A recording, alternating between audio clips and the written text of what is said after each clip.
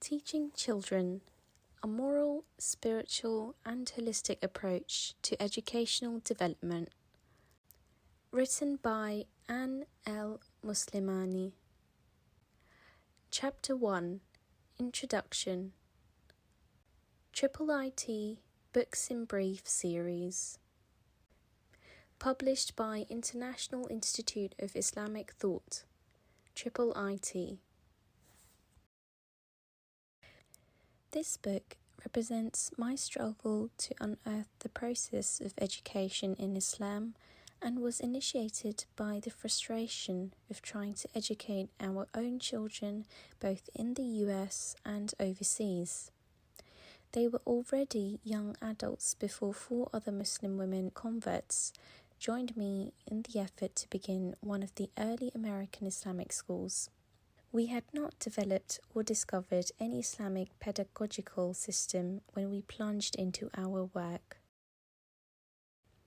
It was not until years later, when my husband and I unexpectedly found ourselves at the helm of this project, that I began to think more deeply about what Islamic education should be. Authentic English books on Islam were not common at the time.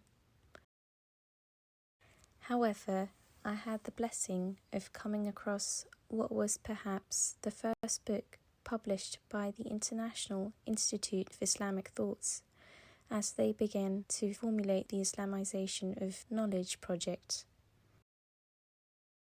The focus in the early work of the late Ismail al-Faruqi was on the education of university students, not children.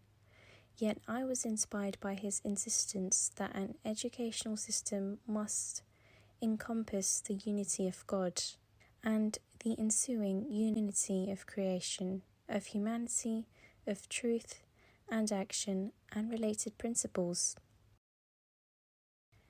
Thinking Muslims have recognized these principles as fundamental to Islamic philosophy, but teaching from these foundations will require continuing prayer, introspection, study, and conversation. How can we as educators ensure that our Muslim students leave our schools not simply prepared for financial success and with some religious knowledge, but fully grounded in their love of God, understanding of creation, and commitment to fulfill their collective and individual roles of life on earth? God willing, this book will help stimulate discussion and inspire others to come forward with their thoughts and ideas. Just as Muslim scholars of the past not only preserved the knowledge of other civilizations, but also did their best to infuse it with Islamic perspective, we must scrutinize what modern education theory has to offer, discarding what is contrary to Islamic values and systematically rebuilding the best around a Tawhidic framework